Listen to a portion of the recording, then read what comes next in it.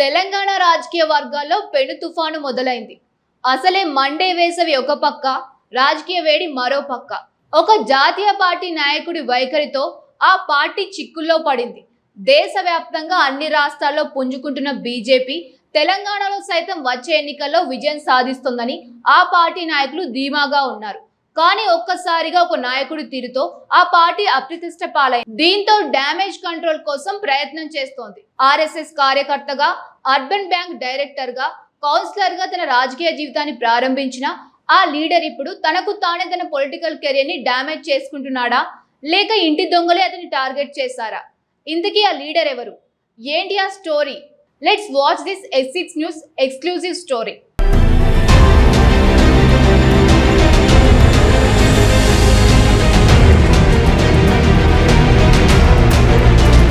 బండి సంజయ్ తెలంగాణలో ఆయన ఒక ఫైర్ బ్రాండ్.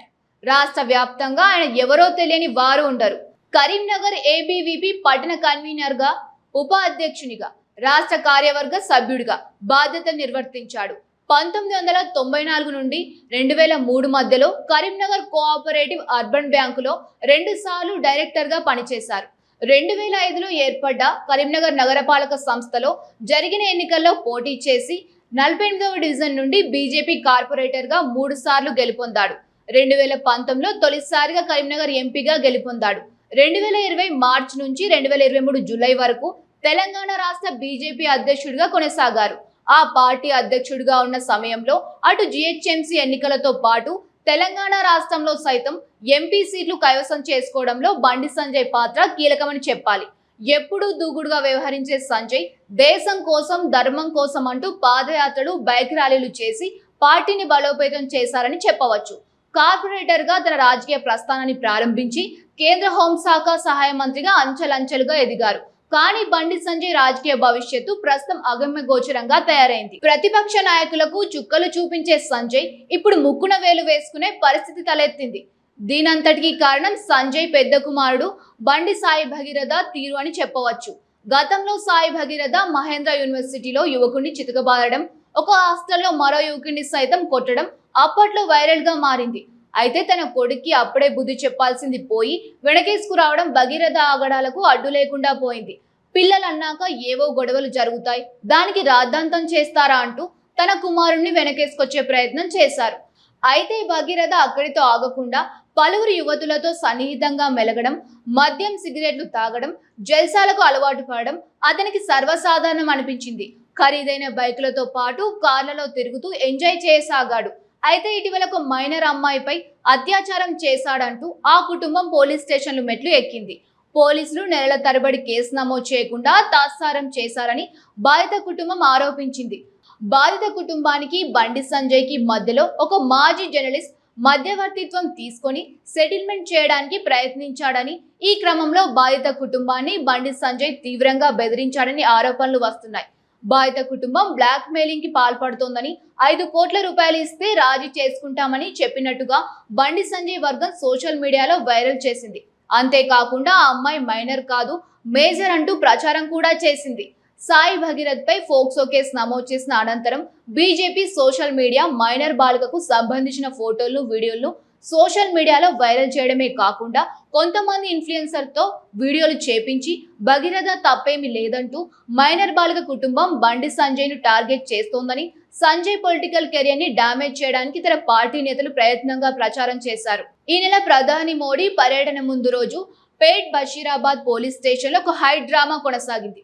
బాధితురాలి తల్లి భగీరథపై కేసుకు పట్టుపట్టడంతో దాదాపు 3 గంటలకు పైగా కేసు నమోదు కాకుండా పోలీసులు మేనేజ్ చేశారని, అదే సమయంలో మైనర్ బాలిక కుటుంబంపై బ్లాక్ మెయిల్ ఆరోపణలతో కరీంనగర్ లోని 2 టౌన్ పోలీస్ స్టేషన్ లో భగీరథ పేరుతో FIR నమోదైంది. కేసు నమోదవ్వడం ఆలస్యం. కొన్ని ప్రధాన మీడియా ఛానల్లో హనీ ట్రాప్ అంటూ వార్తలు ప్రసారమయ్యాయి. మైనర్ బాలికను నిందితురాలుగా చేసే ప్రయత్నం కూడా జరిగింది. అయితే ఈ మొత్తం ఎపిసోడ్ లో సంజయ్ కలగజేసుకుని భగీరథపై కేసు నమోదైన వెంటనే తన కొడుకుని పోలీసులకు అప్పగిస్తే సరిపోయేది. కానీ దాదాపు 10 రోజులు జాప్యం చేసి మరింత అప్రతిష్టను మూటగట్టుకున్నారు.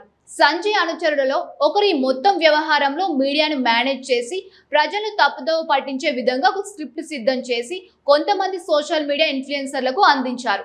దీంతో సోషల్ మీడియా మొత్తం వాళ్ళంతా మైనర్ బాలిక కుటుంబానిదే తప్పంటూ పెద్ద ఎత్తున ప్రచారం చేశారు.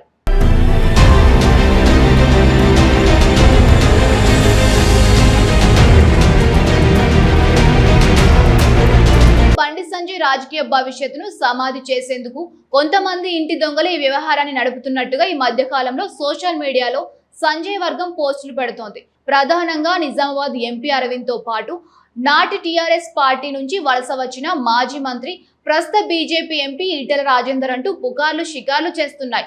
అయితే కరీంనగర్ జిల్లాకు చెందిన ఇటీవల పార్టీ మారిన ఓ నాయకుడి హస్తం లేకపోలేదు అన్న అనుమానాలు సైతం వ్యక్తమవుతున్నాయి.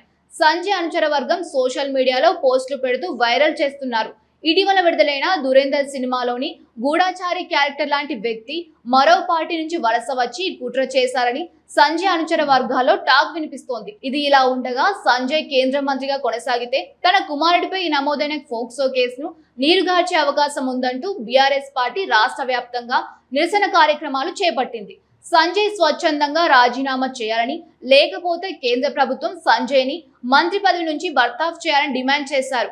అయితే ఇటీవల ఒక మీడియా సమావేశంలో తెలంగాణ రాష్ట్ర బీజేపీ అధ్యక్షుడు రామచంద్రరావు మాట్లాడుతూ బండి సంజయ్ కుమారుడు చేసిన తప్పుకి పార్టీకి ఎలాంటి సంబంధం లేదని, సంజయ్ తప్పు చేస్తే తాము చర్యలు తీసుకునే వాళ్ళమని, ఇదంతా కుటుంబ వ్యవహారం అని, ఇందులో రాజకీయ ప్రమేయం ఉండబోదని స్పష్టం చేశారు. ఇక హైకమాండ్ నుంచి సంజయ్ రాజీనామా చేయాలని ఒత్తిడి పెరిగినట్టుగా స్పీకర్ ఫార్మేట్ లో రాజీనామా చేయాలని లేఖ పంపినట్టుగా కూడా ప్రచారం జరుగుతుంది. దశాబ్ద కాలంగా అంచెలంచెలుగా ఒక్కో మెట్టు ఎక్కి ఉన్నత శిఖరాలను అధిరోహించిన సంజయ్ గూడు చెదిరి రాజకీయ పాతాళానికి వెళ్లాల్సిన పరిస్థితి నెలకొంది. ఫోక్సో కేసు నమోదు చేసిన అనంతరం భగీరథ పరారీలో ఉండడం, దాదాపు 10 రోజుల వరకు అదృశ్యం అవడం పలు అనుమానాలకు తావిస్తోంది. దేశంలోని నెంబర్ 1 పోలీస్ అని చెప్పుకునే తెలంగాణ పోలీసులు కావాలని భగీరథను రక్షించడానికి ప్రయత్నిస్తున్నారని ముఖ్యమంత్రి రేవంత్ రెడ్డి సంజయ్ రహస్య ఒప్పందంతో జాప్యం జరుగుతోందని ప్రచారం కొనసాగింది.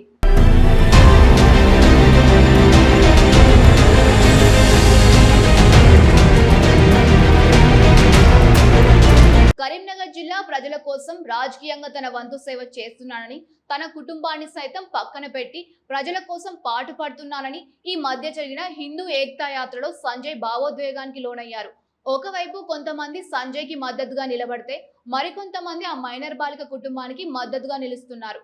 పుత్రోత్సాహము తండ్రికి పుత్రుడు జన్మించినప్పుడే పుట్టదు, జనుల పుత్రుని కనుగొని పొగడగా పుత్రోత్సాహము నాడు పొందురు సుమతి అని బద్దెన భూపాలని సుమతి శతకం సారాంశం. కానీ ఉన్నతమైన పదవిలో ఉన్న తండ్రి రాజకీయ భవిష్యత్తును ప్రశ్నార్థకంగా మార్చిన బండి భగీరథ కేసు రానున్న రోజుల్లో ఏ మలుపు తిరుగుతుందో చూడాలి. మరి రాబోయే రోజుల్లో ఈ కేసు ఎలాంటి మార్పులు చోటు చేసుకుంటాయి, చివరకు ఏం జరుగుతుందో వేచి చూద్దాం.